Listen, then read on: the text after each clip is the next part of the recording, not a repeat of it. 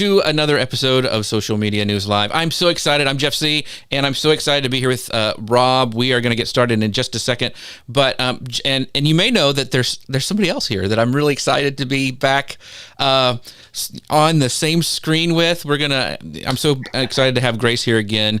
As you guys come into the show, we'd love to know where you're from, but also if you kind of sprinkle the love across the interwebs as we go along, and then like we're talking about YouTube today, and I had posted earlier that I keep promising myself I'm going to really go all in on YouTube, and so I'm really excited to have Rob here with us. But if you know somebody who's really interested in like increasing their YouTube channel, their presence, and has questions about that, call them in, mention them down below, and even if they can't join live, they can join the replay, and very excited. Grace, I'm so excited you're back with me.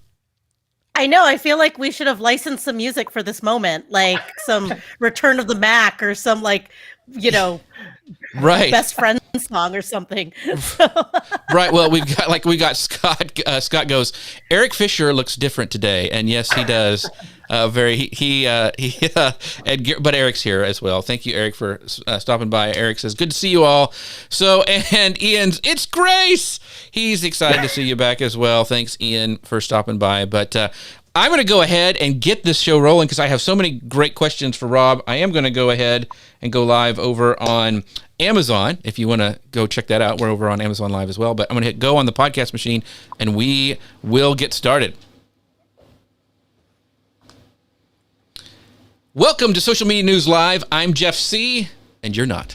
And this is the show where we keep you up to date on what's happening in the world of social media. Now, today's show is brought to you by Ecamm.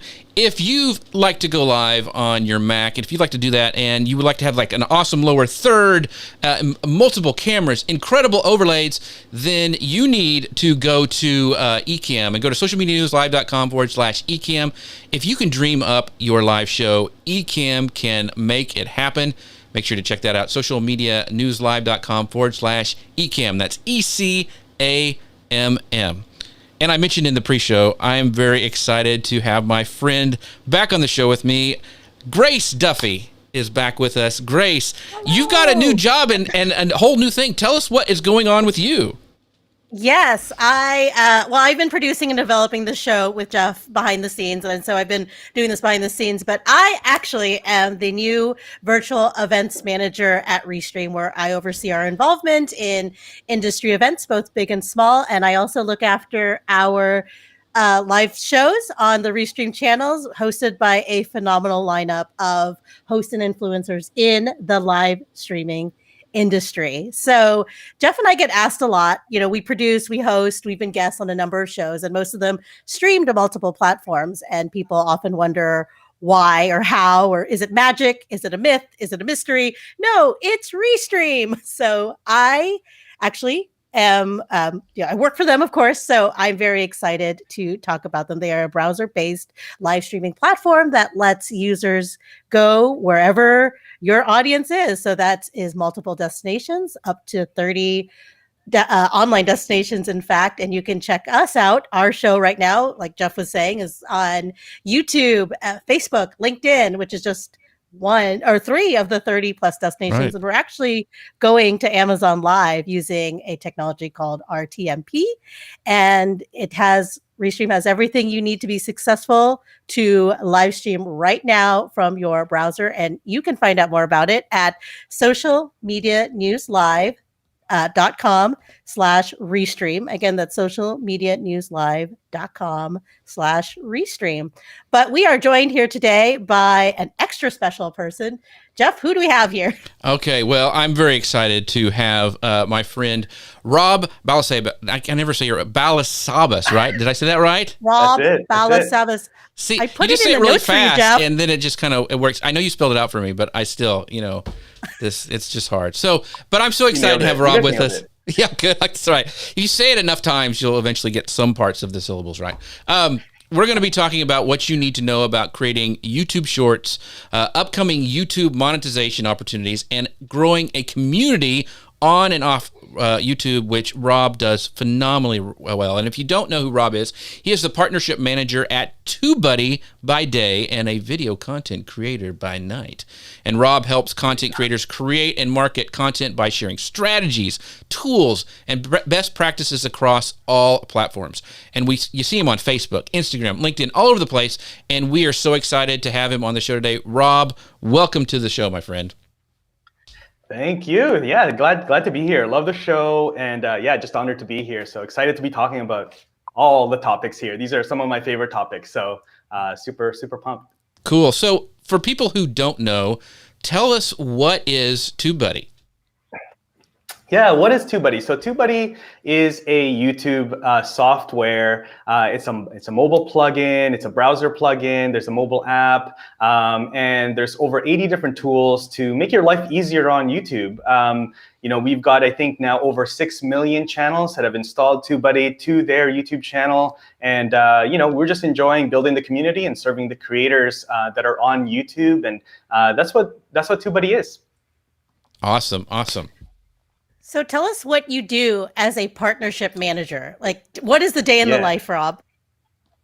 Yeah, the day in the life is always a little bit different, but my main roles here, my main duties here is to manage our affiliate program. So we've got an amazing, group of affiliate partners, and so managing the day-to-day, helping them with resources, helping them with things, to grow their revenue on our affiliate program. Also building a community with our affiliate partners. That's a big thing for us. We don't want to be just a transactional affiliate program. We want to make sure that we are building a community with our affiliate partners. So that's a big part of what I do here at TubeBuddy.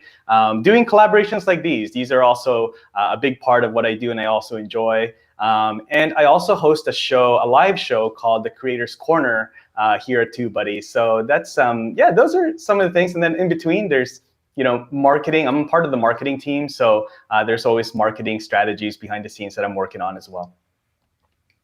That's awesome. So before we get on to our first section, Rob, I want to bring up some of our comments. So Ian goes, is Jeff's podcasting machine steam powered? No, it runs on diesel, Ian. So there you go. But Terry goes, and this is a big shout out to Grace. She goes, just wow, 3 amazing, wonderful people. Grace Duffy is a fabulous lady. She is doing a wonderful job at Restream. Thank you for putting this together for all of us. Well, Terry, thank you so much. He is a big deal over on LinkedIn, and he's watching here on Facebook with us. But thank you so much, Terry. And Ian goes, Restream is transcode-tastic. So there we go. That must be a British word. I'm not really sure what that means, but lots of people coming in. Carlos says, I streamed to 30 locations for a massive celebrity concert.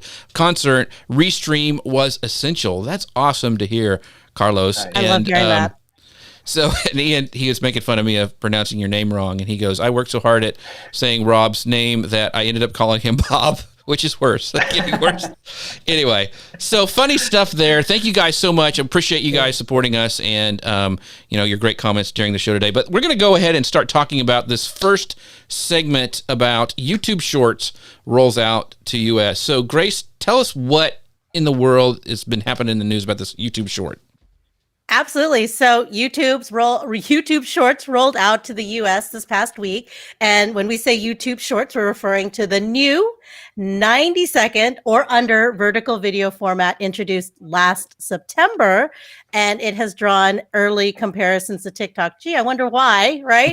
It's been in beta for a while, but many people have had access to it in its beta form. One of those people is actually Rob Balasabas here, who is going to talk to us all about it. This past week, Shorts became available in the US, so more people are now getting into it. And that's when people started saying, what is this? How can I use it? Just to give you some background, it initially gained momentum in India where it was being tested. And according to YouTube, more than 3.5 billion daily views globally on this impressive new format. And that's an impressive number considering it's only officially been available to Indian creators and then some beta testers for now. But where can we see Shorts? Where can we find them, Rob? Tell us where, because I don't see them very much on the desktop. I know they're on mobile, but where do you see them? Yeah, you see them on, yeah, so you see them, you can upload them like right now, everything, they're rolling out YouTube Shorts. And so what they mean by that is an actual feature on your mobile app, your mobile YouTube app to upload a Shorts. Now, even if you don't have this feature on your channel, you can still upload YouTube Shorts. People have been, doing that for a while now in the US, like all over the world. And there's a couple things that you just need to do, but it's essentially the same upload process as the rest of your other videos on your channel. So all you need to do is upload a vertical video. So, normally videos are like this, right? The way that you're seeing now on Facebook, but now you got to upload a vertical video similar to TikTok, similar to Instagram stories in that format, and then upload vertical videos. It's actually 60 seconds or less. Some people are actually making them 59 seconds just to be sure that they get picked up by YouTube as a short. And then in the title, you need to add hashtag shorts. And then that will make sure that it gets recognized by YouTube as a YouTube short. So how important is it to have a title and description? Because I know that when you upload a regular video, like the description is key, right? You want to get that SEO perfect. What's the story here with shorts? Yeah, that's an interesting question. That's like a really polarizing question if you ask different people. I feel, I still feel that is important because eventually you still want you still want these videos to be found in search. You still want these videos they're going to be living on your channel. Now, initially, the main thing here is you want to get the biggest opportunity to get views for your shorts is on the short shelf. So what that means is that basically if you're on the mobile app, there is a section once you're scrolling on the YouTube app for YouTube Shorts. And you want your videos to get into sort of that highway of views, similar to TikTok when you're just scrolling through. And that's how a lot of creators that are uploading shorts are uploading shorts. And then usually in about a day or two, all of a sudden there's a big spike in views. It's usually because that means that, that short video got into the YouTube shelf. YouTube short shelf. And so, that's, so in that sense, the title is somewhat important, but also the content itself is much more important. It needs to be really quick, entertaining, like really, like short cuts, I would say, so that people are watching it. So as far as like engagement and everything, that's probably the most important thing. And then long term, the title, the description, the tags, those will all play a factor in sort of like getting more views in the long term. Very interesting. So my pal Ian asked the question, because we're talking about a little bit about strategy and how that works. And he was like, do we need to have 10,000 subscribers? And so that was the question I have. How are views counted with shorts? How does that really work together? I mean, is this, because I was reading some of the things in the article, like some people, I was confused on, does it count towards like your 4,000, hours you need to have to, get advertising money and all that kind of stuff. So can you kind of break that down a little bit? Yeah, that's really good. Yeah, so Ian, yeah, you don't need 10,000 subscribers to do YouTube Shorts the way that I explained. Yeah, you can just upload a video now. Again, 60 seconds or less, vertical video, and as long as you use hashtag shorts in the title, then it's good to go. So it'll be considered as a YouTube Short. Now, those videos, if they are found on your channel, so if they're found by like somebody going to your channel and then going through and seeing the YouTube Shorts, then that will count towards monetization. If you're trying to get into the partnership program, you need 1,000 subscribers and you need those 4,000 watch hours over the last 12 months, right? So those YouTube Shorts, if they're found, if people click on the YouTube Short from your channel, then it will count towards that 4,000 hour watch time requirement. If it's found on the shelf, on the YouTube shelf, then it won't count. So that's something to consider. That's something to consider for sure. But yeah, it won't count towards monetization. Gotcha. Okay. Yeah. So I have another polarizing question for you because I ask all the tough questions, right? So some advice that I have been hearing from other creators as I was researching this segment, should YouTubers create a new separate channel dedicated just for their shorts? Now, I know there's some Mm, big creators out there who have created their own channels just for their yeah. shorts for branding purposes, and it has just completely blown up. But is there any value in growing a separate shorts channel when you're growing this other major channel? What's your thinking on that? Yeah, I would say if you have a really big channel, one channel that comes to mind is there's Jessica Hatch. She's an awesome Mhm. creator. She's got a channel called Gone with the Snow Dogs, and she's got like over 1 million subscribers, I think, on her main channel. And then on her, she created a separate channel for just her shorts. Just because she didn't want to mess around with the main channel already, right? I mean, that's something that you need to test for your channel, but like the main channel is very established. People know the content, the length of the videos to expect there. So I totally understand that she created a separate channel for shorts. Now her shorts channel, I think at last I checked, it was like over 50,000 subscribers already, but it's Right. grown really fast, right? Of course, she's got a big channel to sort of like push people into the shorts content. If you're a newer channel, I wouldn't be too hesitant to just put it on the same channel. So like your regular content, and then sprinkle in the shorts, sort of in between your regular uploads. So for example, if you're uploading once a week and you're doing a live stream like this, or maybe a tutorial video or a vlog, then you can upload shorts in between your regular uploads, and then create sort of like teasers or a trailer almost. Or if you're doing a tutorial, like let's say you're a video editing tutorial channel, then create sort of like a little sizzle reel of like the end product of the edit that you just did, like a transition that you just created, and then say like, hey, if you want to learn the step-by-step on how I just did this awesome transition, then go watch the tutorial. It's in the description, or it's in the first comment, right? So a lot of people are using it in different ways to sort of promote other long form videos on their channel. Awesome. That's a good tip. Yeah. That's a good tip. So I wanted to, kind of talk about how creators can streamline their process for creating shorts. And before we went live, you were showing us kind of some behind the scenes. You want to have me pull up your screen and you kind of maybe can walk through some of that? Yeah, because yeah, I would love to show Sure. this for some people. Let me go here to Rob. There you go. Up. Sure, yeah. So can you guys see my screen? There you Yeah? go. There you go. It's There there. it is. Awesome. Gotcha. Okay, cool.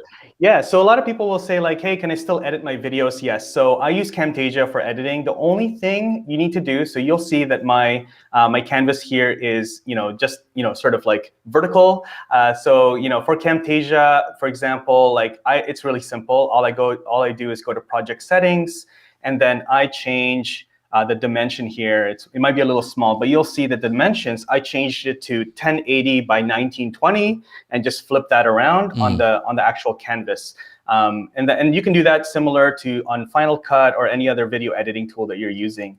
And then you can just go and, for example, this video is 33 seconds long, right? So, we want to keep it really short. Also, play around with the length. A lot of people are saying like, Agora Pulse, shut up. A lot of people are saying like, try 15 seconds, try 30 seconds, try 45 seconds. It's all an experiment. So test out different lengths as well. The other thing I wanted to show you guys is that, so this is my personal channel, and you can see that there's no playlist here for shorts, right? You can see all the different playlists. There's no playlist here for shorts. But inside of when I click on customize the channel, so up here, customize channel, right there, that takes me to this, where I can kind of edit the layout, and I can add a section, add section. Actually, let's see if I can still, actually, I think I've added all the sections, but what you can do is you can add a section that is shorts videos, right here. And so if I hover over sort of this question mark, this eye here, it says this section is only visible in the YouTube app. And so what this means is that nobody actually sees my shorts videos playlist unless I want them to. I can make a custom playlist. But this particular shorts video playlist that YouTube puts together, doesn't show on my desktop. It only shows when people go to my channel through the YouTube app, which makes sense because then they can go through and just scroll through all my YouTube shorts really quickly. And then again, just a really quick example. This is one of my YouTube shorts. Go into details. All you need to do, like I said, is in the title, just put in put in shorts, hashtag shorts, and then that will do the trick right there. And you mentioned beforehand that you noticed that there was like, in your graph of when things were starting to be watched, that it would take a little bit before it'd take off, and then you saw a little bump later. So can you just kind of walk through that a little bit? Yeah. So this is one of my shorts, my more recent shorts, and you can see here that this is the view graph, and this is very typical. Like seeing a lot of creators in different groups and communities. This is very typical of what happens to YouTube Shorts. So it's the blue line here is for this particular video. So right around about a day and 9 hours, it went from like really flat line, and then it just kind of went up like this. So this is the point right here where it got put into the YouTube short shelf, and then there's a big spike in views. And then after about a few days or so, it then kind of flatlines because it gets taken off the shelf. And then this is where I mean where this is something you need to strategize for and plan for, is that now you need to make sure that that video is optimized so it can get found in search and all those things on your channel. Awesome. Well, thanks, Rob, for showing us that. That's really cool because I think that's really helpful for us newbies on trying to understand short. I mean, YouTube is hard enough to understand anyway, but shorts is a whole nother thing. So here's a question. I know these are I'm a grimy little marketer and I'm thinking of stuff. So what are your thoughts on repurposing your TikTok and Reels content for shorts? Are there issues with doing that? Do you recommend it? Is it a good idea to repurpose that kind of stuff? What are your thoughts? Yeah, I don't think there's any issues. I've seen people do that on YouTube Shorts. I know that on Instagram, I mean, correct me if I'm wrong. You guys probably know a little bit better, but I know on Instagram, I think Instagram Reels is kind of cracking down on any TikTok repurposed, with the watermark, and kind of limiting the reach on those. But as far as YouTube Shorts, I don't see that happening yet. It might be, but I mean, I understand. There's a lot of, this is the whole reason why, YouTube Shorts is, YouTube is so bullish on Shorts, is because they are really essentially trying to take on, TikTok, which I understand. Like, it's a battle that they really can't lose, right? They don't want to lose that attention for that next generation, for that short form video. So that's why they're really pushing Shorts and, kind of giving some boost on Shorts videos and things like that when people do upload them.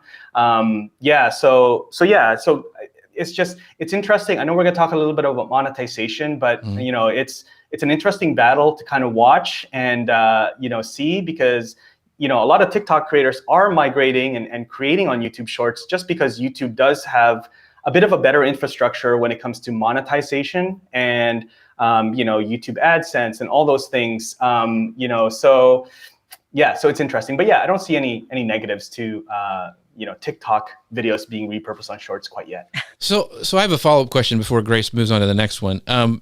So to me, it's like, okay, YouTube, one of the things is the strategy is like, you want to have as much time viewed. That helps, the more people will watch your content, the better off you are. And, you've heard long time, longer content kind of works. You want to keep those eyeballs on YouTube. Yep. Shorts are almost the opposite. I mean, it's like, it's so quick, and it seems like it's almost a culture shift from YouTube and the creators. They were creating kind of long form content where you wanted it really sticky, where people would sit there and have those eyeballs on your content. And Shorts is like the opposite of that. It feels like, you know what I'm saying? So is that a thing that YouTube is struggling against, or what are your thoughts on that? Yeah, it's really interesting. Like, we learned, we were looking at a lot of data. Like, we have a lot of channels, obviously, that have connected, their content, their channels and things to TubeBuddy. And we were looking at a lot of data, and it tells us that YouTube, like, viewers on YouTube like short content and long content. It's like really weird, right? It sounds really weird, but but they like, we found that like 2 minutes or less, videos 2 minutes or less tend to do really well. And then there's kind of a bit of a slope and kind of a bowl, like a dip between 2 minutes and 10 minutes. And then around 10 minutes, 15 minutes and more, there's another sort of spike in views, and retention. So Yes, so I think this is why I think a lot of creators that I mentioned, that are doing shorts, or even just like short form content, meaning like shorter videos, and then they have their longer form videos. They do fairly well. They take a lot of their longer form interviews or tutorials, and then they tend to break them up into shorter clips, for example. So I think there's a lot of creators out there that are still trying to figure this out. Where the shorts fit? Does it fit on a different channel? Does it fit on my channel? Do I do it once in a while? There's a lot of newer channels, even last year that just like they created their channels mid last year and they've just blown up, and all they're doing are shorts. One example that comes, like I always use, is this guy named Rishi Draws, and it's the guy that just draws on his tablet, and it's just all shorts. And I think he started his channel a while ago, but he only started uploading like last summer, like mid last year, and I think now he's almost at 400,000 subscribers. Wow. So it's interesting. Wow. It's really interesting how people are using shorts, but yeah, people like short content and long content, but like somewhere in between there, it's not so hot, which is really interesting. Yeah, that is interesting. Yeah, very cool. Yeah. So Shorts is new and fairly unproven. You work for TubeBuddy, I work for Restream. We're deep in the video, right? But other businesses, other types of businesses that may not, where video isn't their main, it's really just part of their marketing funnel. Do you think it's worth their time and attention to pay, to produce these shorts? What is the value of doing shorts if, let's say, that you're not necessarily a video creator, but you're a brand using YouTube to promote your own things? Yeah, it is very unproven. Like right now, we're seeing a lot of, there's a lot of factors why, people are getting views on shorts. So I would say if you're a newer business, if you're just trying to get into, using YouTube as another, view source or traffic source for your landing pages and things like that, I think shorts is a little bit, shorts, in my opinion, is more of an awareness piece of content. Like just if you start consuming, and as if you're watching this and you're looking to do shorts, go into your YouTube app and just consume and just watch some shorts and kind of look at your own behavior. Do you tend to actually click on the links? Like, if you're on TikTok, you're not really pausing unless you're liking, right? Like you like, right, but then you're going to continue scrolling through. So, with YouTube Shorts, it's not really like a place to do like a pitch, like, hey guys, I'm going to show you 3 ways to, do this cool thing. By the way, this is part of a longer course or a full course. Click on the link down below. Like it's like you're not going to be able to get people to take, big action like that. They're just scrolling through. Now, that doesn't mean to say that doesn't, contribute to longer term success on your channel, because now they've, if they watch an entire shorts or like most of the short, like a short video on your channel, then when they come back to YouTube, YouTube may then serve them some of your other videos, some of your other long form videos, because like YouTube's like, hey, you watched one of Rob's shorts, maybe you'll be interested in some of his other videos, right? Because YouTube is in the game of trying to get people to watch more videos, right? So, so then in that case, like they may not subscribe while they're watching, they may not click while they're watching your shorts, but when they come back, they'll like, hey, I remember Rob, he made that like really funny video, or like that really cool like teaser video, and then now I'm seeing his other videos kind of populate on my homepage when I go to YouTube again, and then they may watch some of my other videos, and then that's where then the calls to action, they may actually click on some of the links and things like that. So so find the place for you, consume some of the shorts on YouTube, and then see how your behavior is, and then that's probably going to be close to what the viewers that are going to be watching your shorts as well. And then don't try to sell. Like again, people are doing shorts. Think of TikTok. It's kind of like an entertainment sort of thing. They're scrolling through on their break and they're just scrolling through. So make them really fun, quick punching like videos, and just be satisfied that they'll like the main call to action might be to just like the video, right? Because that's easy, because that's still there. Like there's a like button when they're scrolling through, and their thumb is right there. Like it's an easy ask, like, hey, make sure you like the video, and then just sort of assume that might be the workflow, and then they'll hopefully come around and then maybe check out your channel or like see more of your videos later on. So no, that's a good tip. So, but I want to ask this question because I had mentioned, and Sure. even Scott Ayers had chimed in on this because I'm like, hey, yeah, I want to, really concentrate on YouTube this year is one of my goals. So, if you have a new channel, would you suggest that because I want to know if, will it help make your content more discoverable, your other content? If you're starting a new channel and you're getting started on YouTube, would you say, try out shorts, or would you say, no, concentrate on being consistent and making a video each week, and then if you have a time to add a short? So what are your thoughts on, because I mean, some people are saying use shorts now because it'll never be this, Wild West kind of, gold rush kind of thing ever again. So you need to do it now. So what are your thoughts on that? Yeah, that's a good question. So if you're just starting out, if I was just starting out right now, I would still focus on long form, like a full on regular YouTube video, because that's going to be evergreen.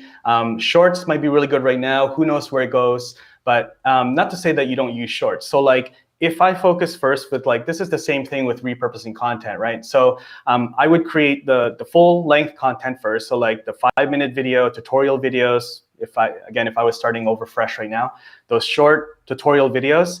And then let's say it's like, hey, 3 tips. Hey guys, I got 3 tips to get more viewers on your live stream show. Then that's my 5-minute tutorial. Then again, I've already created the full thing. Now I can just take like 1 or 2 of those tips and then make them into shorts while I'm editing. And it's not that much more time consuming. Again, given if I do have time, then I will create the shorts. So to me, it would be secondary, like shorts would be a secondary thing.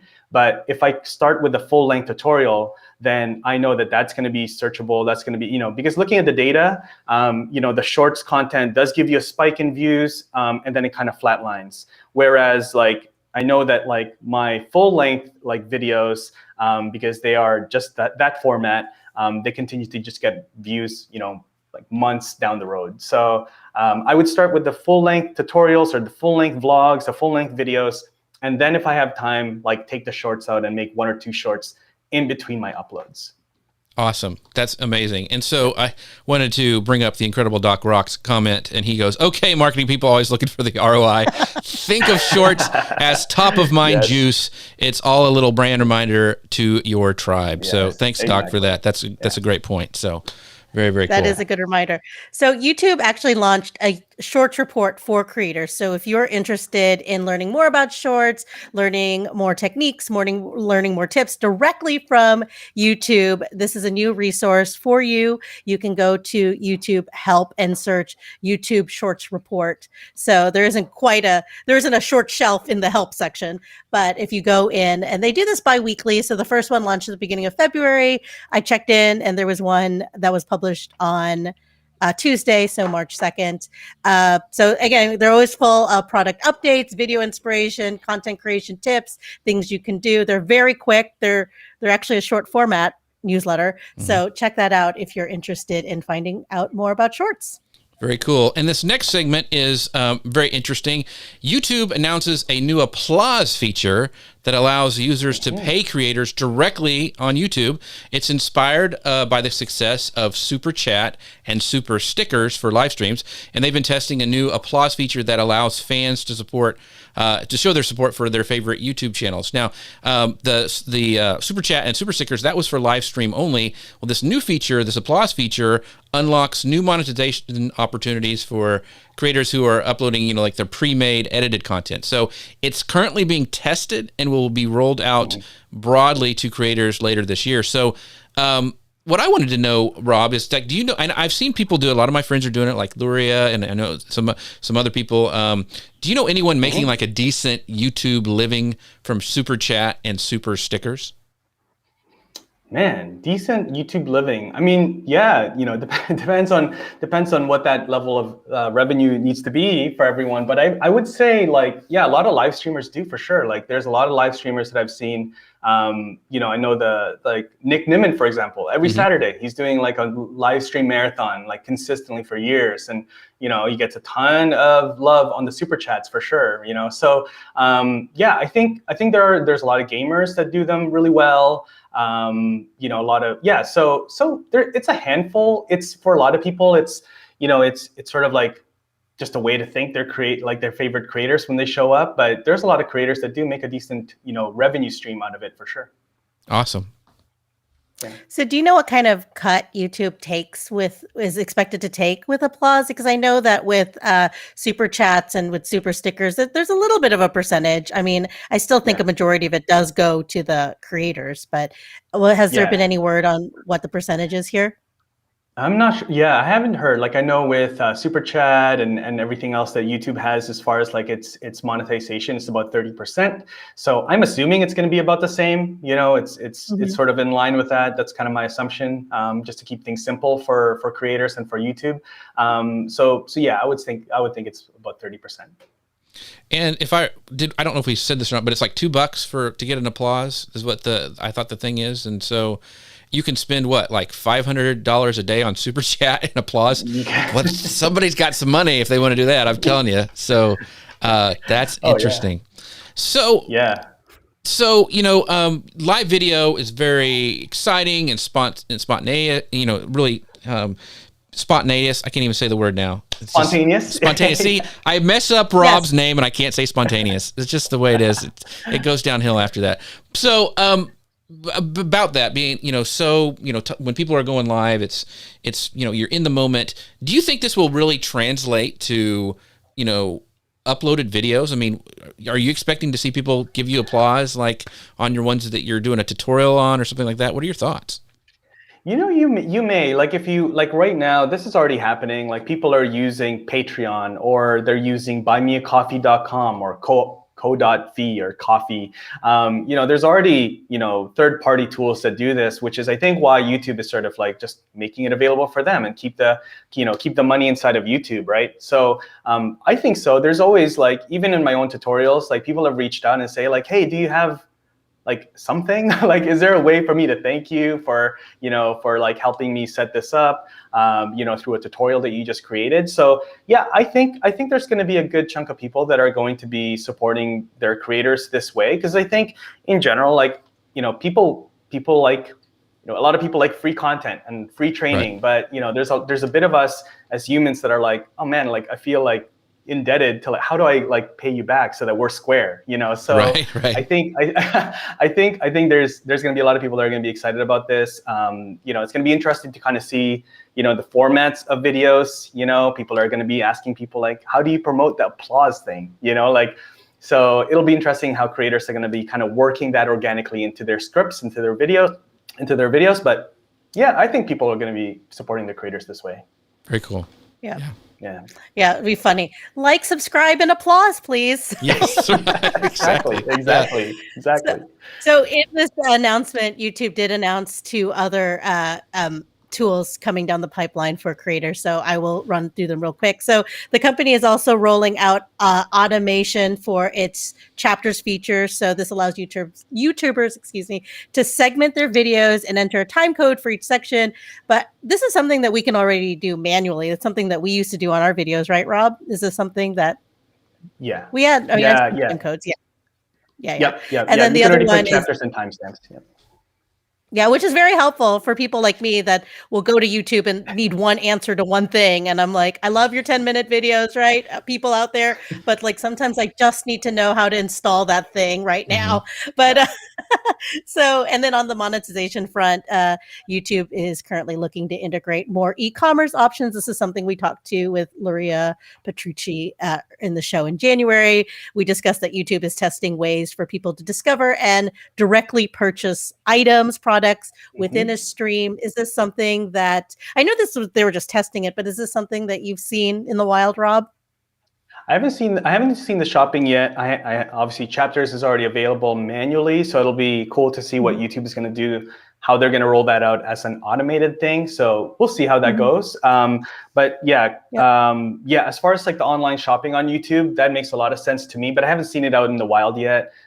Seen it on other platforms, but I think it's coming this way. Like we're on Amazon Live right now, right? So a lot of people are just, this is how they shop. Like they shop through their favorite creators and favorite channels and personalities on social. So yeah, it makes sense that YouTube is going to be doing this. Again, like with all of these things, there's a lot of things that YouTube is doing as far as monetization. Whatever the platform is, I think the creator, the whole like topic of creator economy is like a real thing now. You know, there's a lot of creators, there's a lot of people, just everyday people like you and me, that are making a living on video, on social, and creating videos. And you know, the platforms recognize this, the brands recognize this, right? You know, as brands, you can't really, like, your options for advertising, like if you have an advertising budget, your options for that is like really dwindling down. Like, it's like, people are not watching TV anymore. They're just watching Netflix and Amazon and you know, YouTube. So they're not on cable. So I can't do TV ads, right? You know, people are skipping ads. Like, they're skipping ads altogether. Like on YouTube, you can get a subscription so that you don't have to watch ads. You know, they have ad blockers and all these things. So it's like, where can I get my, like, I'm a new company, where can I get my, you know, my coffee beans so that people can, like, I can't even pay for ads anymore. So now you have to approach creators because that's who people are watching. And so you have to integrate with creators.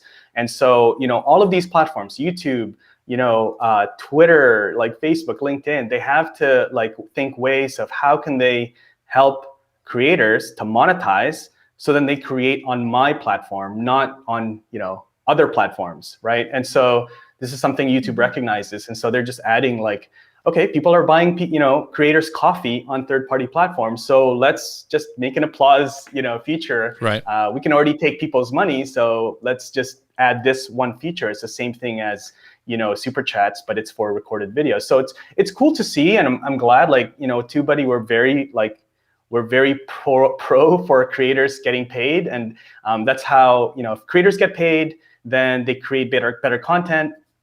And then, you know, the audience enjoys better content. So it all works. Awesome. So we got some comments I want to bring up before we go to our next section. So one of the questions from Brant goes, will you have to have 10K subs to use Applause? And do you know the answer to that one, Rob? I don't. No, I don't. I haven't heard yet. Okay. And then the incredible Doc Rock says, Jeff, I'd buy you an applesauce just for the beard game. Wait, it's Applause. That's good. Thanks, Doc Rock. And he also says YouTube's cut is worth it because imagine having to pay for the bandwidth and storage for all your videos. Yes, very, very true. Word. Yeah, that is true. And that is true. And when we were talking about the being able to, you know, kind of segment your videos, he goes, when you save a video from your editor, it has an option to save chapter markers. Hopefully they will simply read that. I put mine in and always have it. It will be a time saver. So I think that's really cool. So anyway, by the way, if you guys are wondering how we are doing the magic of what we're doing right now, we are using an awesome tool called Ecamm. They are a sponsor of the show. We'd love for you guys to go check them out at socialmedianewslive.com/Ecamm. Let you do, you know, all these cool overlays and have guests on and all sorts of cool things. And another piece of the magic that makes it happen is from Restream, which Grace is a big fan of, and that allows us to stream to over 30 different platforms. You know, like we're going to YouTube, LinkedIn, Facebook, Amazon Live, and so very, very cool stuff. So make sure you check those people out as well at socialmedianewslive.com/Restream. So now I want to talk a little bit more about Rob because he has some very cool things that I wanted to pull up that he does. And let me go ahead and do that now. We're going to talk about creating community on and off YouTube. And Rob hosts a private Facebook group called the Content Marketers Cafe. And it's got 1.9 thousand members. And he does this, he posts high engagement videos, he does events, testing setups and equipment.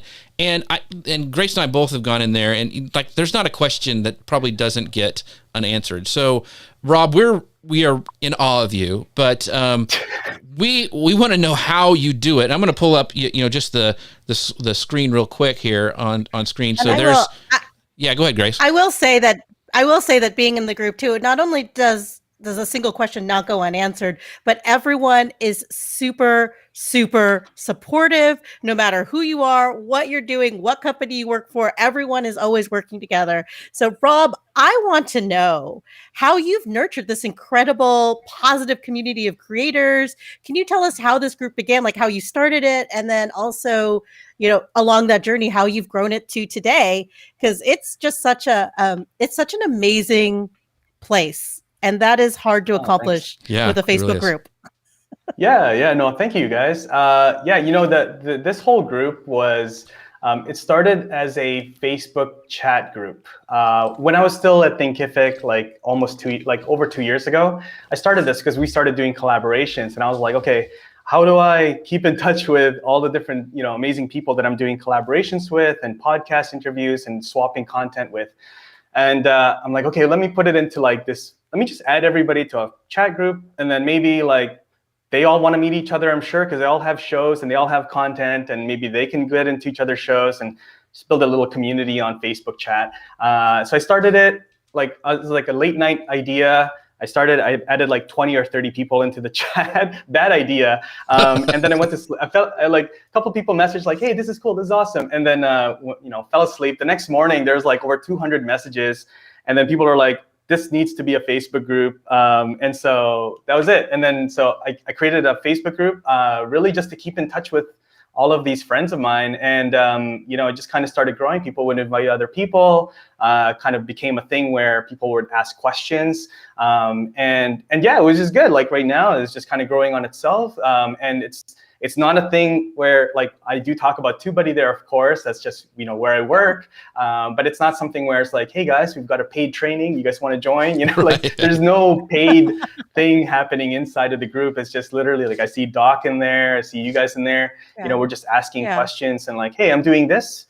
Does anybody know like how I set up my teleprompter? Like so Yeah. it's cool. It's cool. It's just a fun. It's community, especially right now during lockdown. It's like really helped me stay sane with social, like the social side of life. Yeah. Like just to see other people this way. Yeah. Of course, none of us really have worn pants in a year, but other than that, I mean, this is how we do our social stuff. So I want to know. I want to know, Rob, is like it appears like you have 30 admins and moderators, which seems like a lot to anyone who hasn't managed a Facebook group. So how do you manage your team? I mean, that's the other. I have backed away about because I'm like I don't want to have to deal with the nightmare of it. But you have got it down. It looks like. Yeah, no, they're just admins. The reason they're admins is because they're like, hey, you guys should like stream. If you guys are going to stream, why don't you just stream in the group? There's some people there that could learn from your show, from your content. So I haven't like. There's no required like duties as an admin or anything. It's not like, hey, make sure you keep everything clean. We don't even really police the group too much, just because when people want to join the group, just take a look at their profile. So like a lot of the filtering and policing is sort of nipped in the bud like before people join, and kind of identify some like spammers and things like that. Right. So yeah, there's very little I guess like work-wise, it's just literally just jump in. Oh, cool! There's some posts, and people have already answered each other's questions. So yeah, it's great. It's great. It's just a fun. Like I said, it's just it's not a place where we're doing promotion or anything like that. It's like literally just a place to help each other out and kind of be social.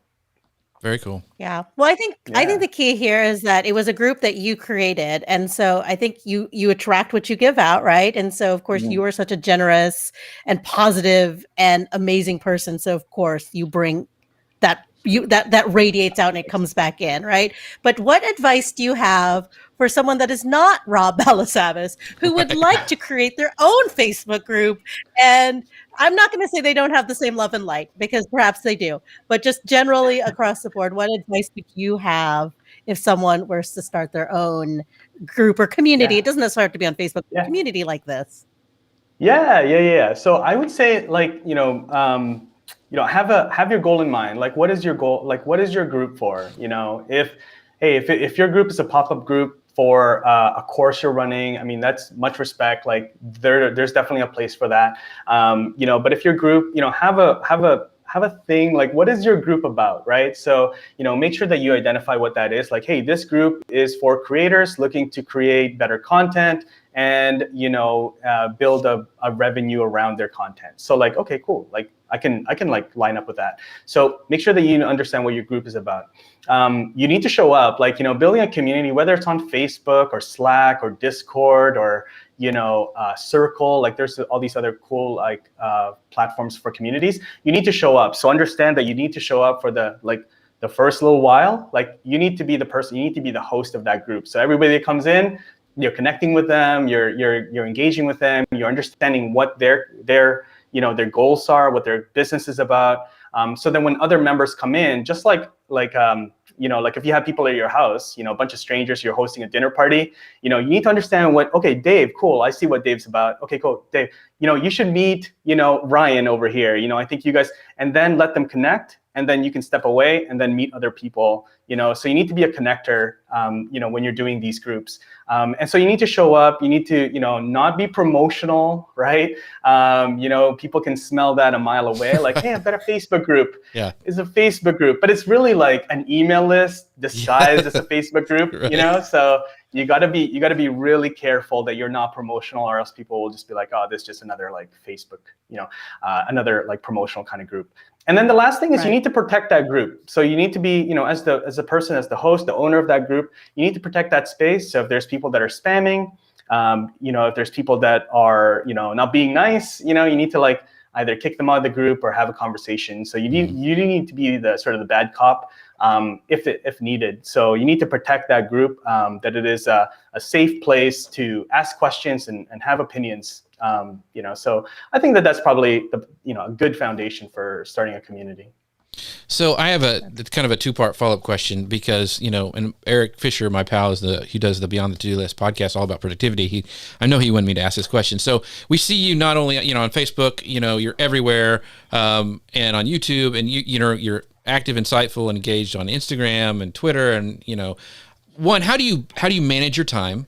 Because I think that's time management is a big thing. And the second part would be like, have your community building and your efforts, even though you even mentioned don't be promotional, but has that helped you grow your YouTube presence just by having that group as well?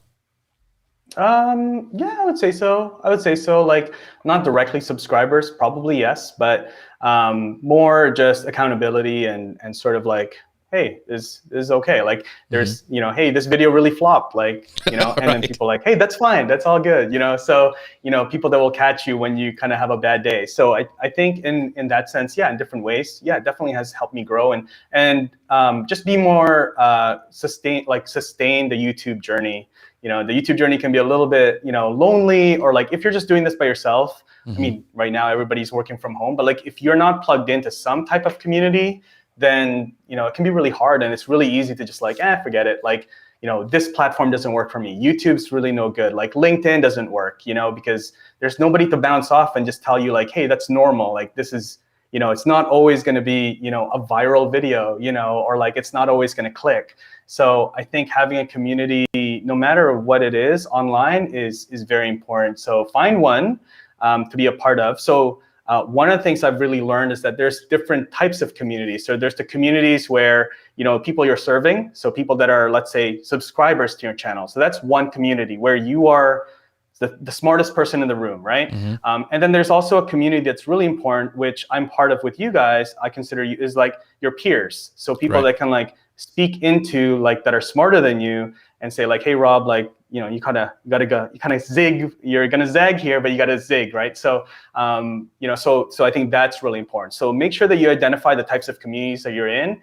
If you're the smartest person in that room and you're like, well, I can't learn from anything here, then you need to find yourself sort of maybe a different circle or a different community. So make sure that you're teaching other people, which is really important. But then they're also like continuing to learn, and you have some mentors along the way, or like virtual mentors. They don't know it yet, but they're your mentors. So so have both sides where you're learning, but then you're also teaching.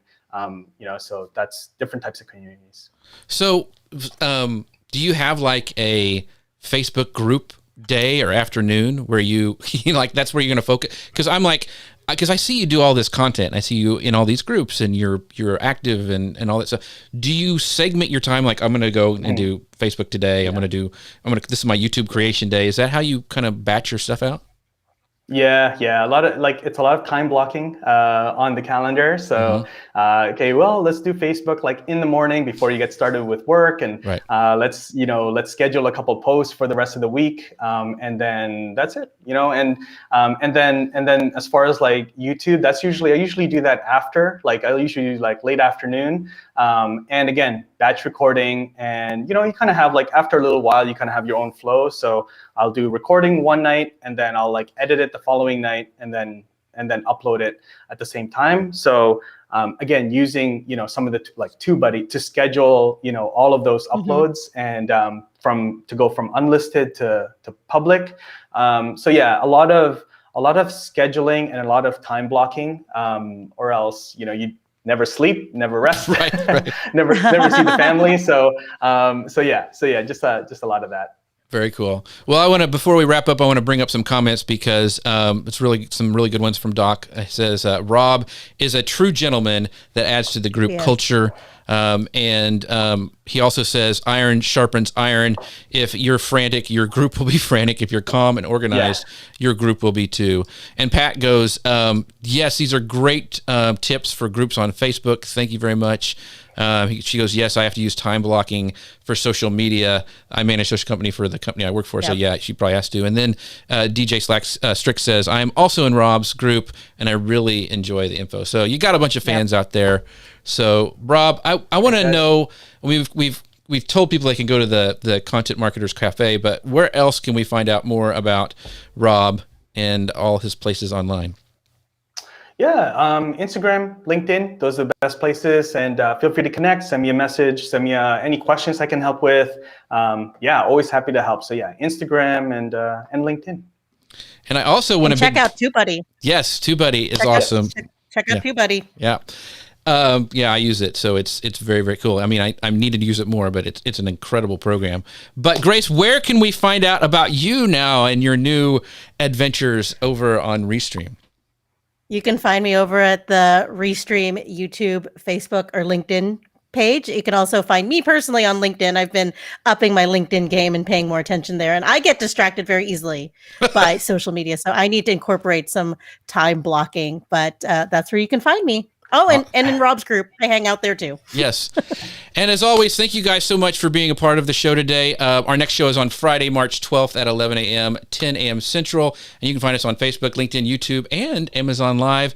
And I also want to do a big shout out for our sponsors. We could not do this show without them. And by supporting them, you support us. So make sure you check out Agora Pulse, who Rob even had their hat on in some of his this show he was showing earlier. Yep. And they're a great company, help us schedule and actually monitor comments even after a live video. It's really great. Also, my pals over on at Ecamm, make sure you go visit them, and also Restream as well. So go to socialmedianewslive.com/Restream. And thank you guys thank you for our sponsors. And we will see you next time. Bye, everybody. Bye, everyone. Have a good day. And we're clear. Rob, thank you so much for doing this. We're still live on Facebook. Thank you. Yeah. That was awesome. Yeah. You killed it. And all these, we have some great comments today. Thank you, Pat and Doc, for stopping by. Yeah, yay for Ecamm, says Doc. Yeah, thank you guys. We'll see you next time. Grace, thank you. So good to be back with you. Thank you. Rob, we'll see you later. Bye, Bye, everybody. Thank you, guys. Bye, Rob. Good luck.